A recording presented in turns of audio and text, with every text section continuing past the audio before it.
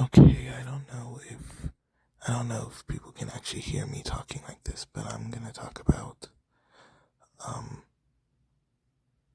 if I could pull it up, I made a thread about gender and Hegelian dialect. So if I could find that, I don't know. Here. In the Hegelian dialect, there's 3 steps in the process of overcoming and evolving. First stand, negation, and sublation. The first is what originally appears as the original thing, the unnegated idea, even though in reality the negation and the first stand are one and the same, while also 2 oppositional things. They share the same underdeveloped core, but take it in opposite directions. The first stand is the negation of the negation, and the negation is the negation of the third stand.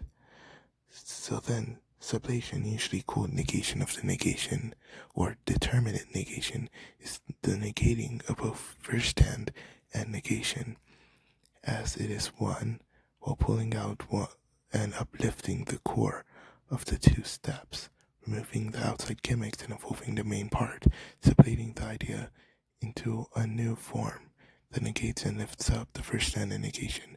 We see this in agender by interpreting gender and the lack of gender. Gender as the first stand and negated by the genderless, which is outside any gender spectrum or gender in general. It is what just is without any gender. It is things unrelated to gender. It is everything outside of gender. It is just all that is in gender.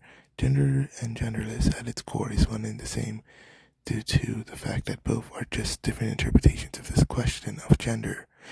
Not the gender question as in gender identity, but as in gender as a thing at all or not. The gender encompasses all. So in theory, it embodies all that is genderless. The genderless also encompasses all. So in theory, it embodies all that is gendered. It claims to embody too with the gender performative actions. Gender performative actions are genderless while also being engendered, which is gender itself. So gender and genderlessness embodies the same things, because gender genders everything, and genderlessness does the opposite to everything too. Now sublating this, you take the core of gender and genderlessness at its core and uplifted. What is originally seen as gender versus genderlessness is seen again. Now this is the same thing, but in a different perspective, as gendered in genderlessness and genderlessness in gender, as it always has been at the core. The sublation is taking this engendered lack of gender and turning it again into the gender that is genderless. You force concepts back into themselves and reach a higher form, agender. Agender is the engendered lack of a gender, forced back into the lack of a gender in gender identity. It is the gender representing the lack of a gender, and therefore is the lack of a gender through being a gender at all that lacks gender. It sublates itself into a higher form of gender. Agender is the supreme gender and is the total lack of gender. It is more gendered and genderless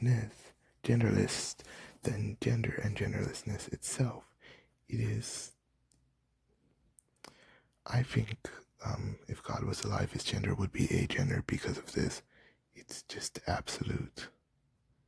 It's the unity of gender and genderlessness through sublation. Even though sublation does not unify, it evolves.